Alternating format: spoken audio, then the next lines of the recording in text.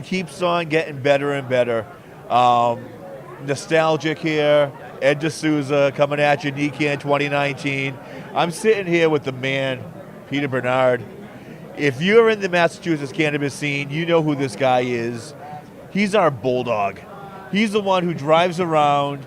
He asks the tough questions.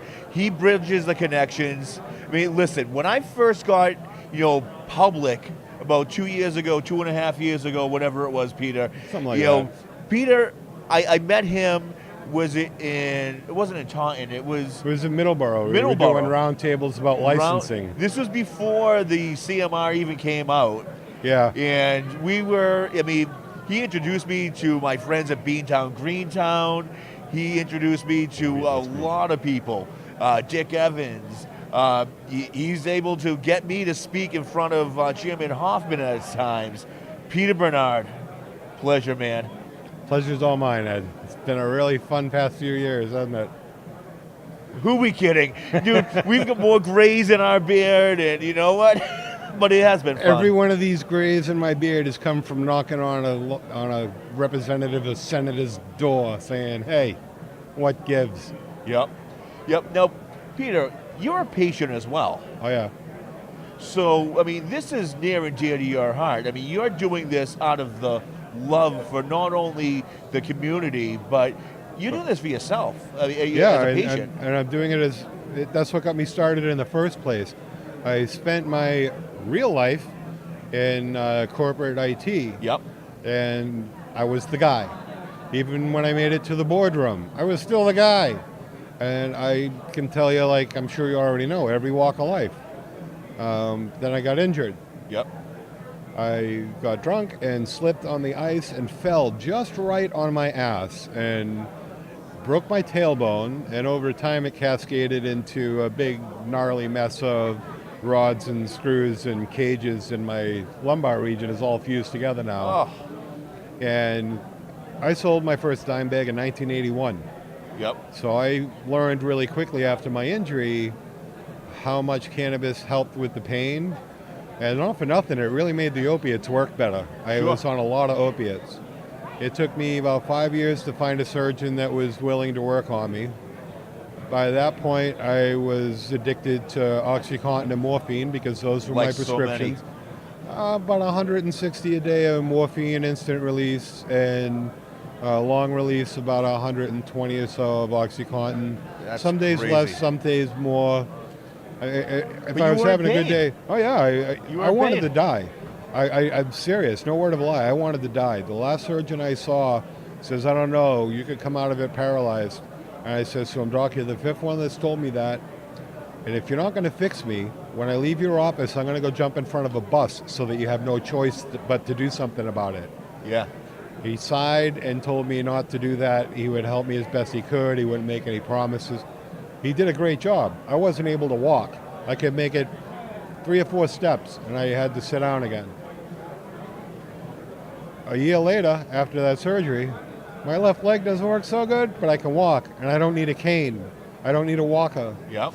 And when I first had the surgery, I went to my pain management doctor and said, okay, now what? I'm not in as much pain. What do we do? She goes, well, keep taking the doses you're taking. You can't lower your doses because it won't have the same effect. You don't lose your tolerance from an opiate. So basically I would have been stuck taking those same doses for Killing pain. your organs. Right. And I thought to myself, oh, hell no. And I got my medical marijuana card. Yep. I bought a pound of weed. Yep. I got some grow equipment because I had grown outside in the past, but not for a long time. Sure. So indoor was kind of new to me. And it took me about 2 months to come off the opiates. And this was before adult use before question 4 even came up on the ballot. Now, for a variety of reasons, I, more than a lot of people, don't want to get in front of a judge. There are issues in my life and there are activities in my life where if I find myself in front of a judge, I would no longer be able to participate. Sure. So I got known in the circles as the guy that knew the rules because DPH was always changing stuff a little bit. So we saw question 4 come along.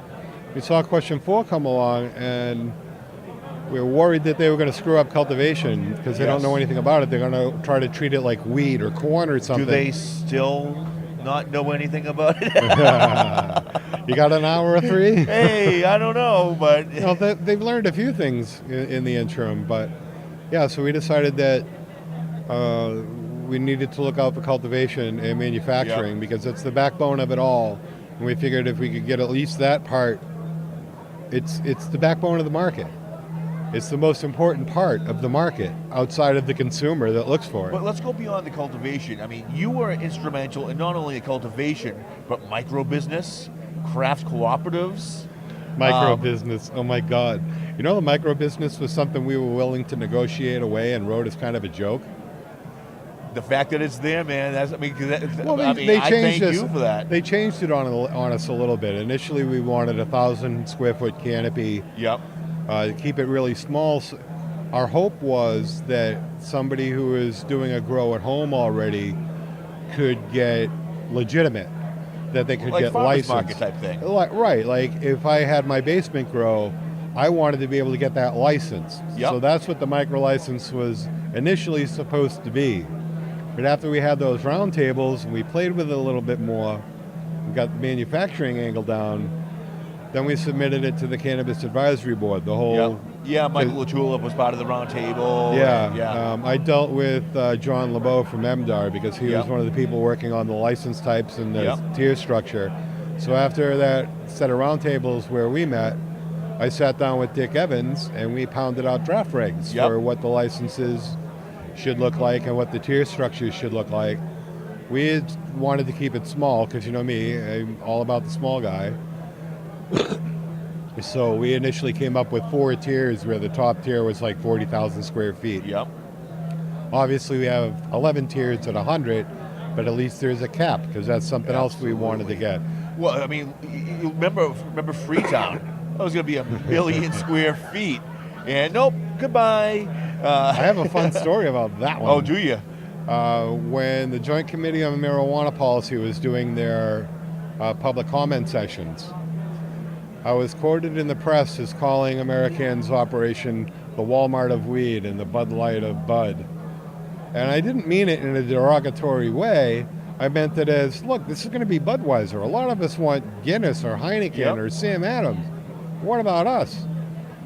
So he saw that in the press and he writes me a little email politely asking me to join him for coffee. I think you got me all wrong. We should talk. He then spent the morning trying to tell me how much of an asshole I was for shitting all over his dream and that I was just some crazy madman that the press happened to catch that day. And I says to him, I'm not trying to shit on your dream, brother, but you're shitting on the dreams of hundreds of other people. Yeah. You want 1 million square feet. And Massachusetts is going to cap off at 3, maybe 3.5 million square feet of canopy, and that's going to be where they stop. Correct. Because if they don't, we're going to get into an Oregon situation. Yep. So if you think you can own 1/3 of that and shit on hundreds of people's other dreams, I'm sorry, you're mistaken. And that's why I'm here today. This is and why that's why he's the you heard bulldog. me. So when the cap came through, and I knew Tim Keogh couldn't have his 1 million square feet, it took an awful lot of self-restraint not to write him a letter asking who the crazy madman the press was that caught that day. Do you know with Tim Keogh? I had a conversation with him as well. He was first talking about leasing space for small businesses. I called him up and asked him because we were looking for a space at the time, and he says, "Well, you know what? Why don't you just come work for me? Small business is going to make it." And that just drove my fire even more. Well, yeah, that's because that's what people in his position want to dominate the market. It's business to them. And hey, great. Business is great. It's good to be in business and be passionate about a business. But if money is the only reason you're doing it, you're going to come across people that money isn't why they're doing it. And this holds true in any industry, but more especially in this of ours. Most of us in this industry are really passionate about that plant in the first place. Correct. So you get somebody like Tim Keogh, seems like a nice enough guy, he's got great ambitions, real successful dude, but his goals shit on everybody else's. There's a person behind that portfolio. There's a patient behind that portfolio. It's not just about the money. And I am so happy that you fight for us small businesses because there's enough piece of the pie for everyone. There is. if we go ahead and make it that way. I have Yeah. a prediction for you too, Ed. Speaking about the small should guy. Should I crawl under my desk? Because I have a feeling it's going to be a doomsday prediction. No, you've probably heard me say this before. The reasons I'm so concerned about the small growers is because I want people in Massachusetts to own a piece of this industry long term, not just for the next few years. 'Cause Correct. let's think about federal prohibition for a minute. Yep. Federal prohibition ends, whether it be this year or 5 years from now. Now you have to look at production capability out west compared to production capability in Massachusetts, Midwest, right? Absolutely. Would you say it's fair to say that California can outproduce us 5 times using the sun at pennies on a gram? I'm looking at the heartland. Look at that too. I mean, and they've got the sunlight, and they've got the climate, and they've got the space. But already the West Coast outproduces us so much. Yep. Black market prices, to throw some numbers around. A pound of anything decent in Massachusetts right now that was grown here is roughly $2,000, give or take. Yep. In California, same stuff, $800-900. Easily. Okay, and that's Easily. because of their production capability. Yep. So now let's take federal prohibition out of the way. If you're growing the Bud Light of Bud in Massachusetts, and now that Bud, and you're brewing it for $1 a can, it costs you $1 a can to brew it. Now you got somebody from out of town sending the same Bud Light into your town, and it's costing them 25 cents a can. You're not going to survive. Oh, absolutely. Who is going to survive? The small growers who can afford to spend the time and dedication to grow a top shelf product. I'll use whiskey, because when I drank, whiskey was my thing, man. I love whiskey. Jack Daniels is awesome. I love Jack Daniels. But you know what? I love a Glenlivet a lot more. Ooh. There's a lot of different kind of whiskeys that can go in between those two things, right? There's always going to be a call for Glenlivet. Absolutely. And it's always going to cost more money than Jack Daniels. So this is interesting that you say that, because it's how I feel, it's how a lot of us feel, and it's how a lot of people coming to NECANN feel, and they need to be able to hear more. So you have a booth here? Yes, we do. We're over in 101 on the other side of the arena. All right, guys. Peter Bernard, Mass Growers Association, Advocacy Massachusetts Grower Advocacy Council. You know why we made it that long, Ed? Because if you can't pronounce it in a board meeting, you're too stoned and the meeting is over.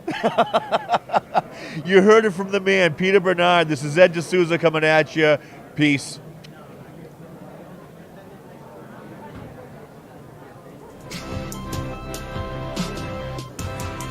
Whoop.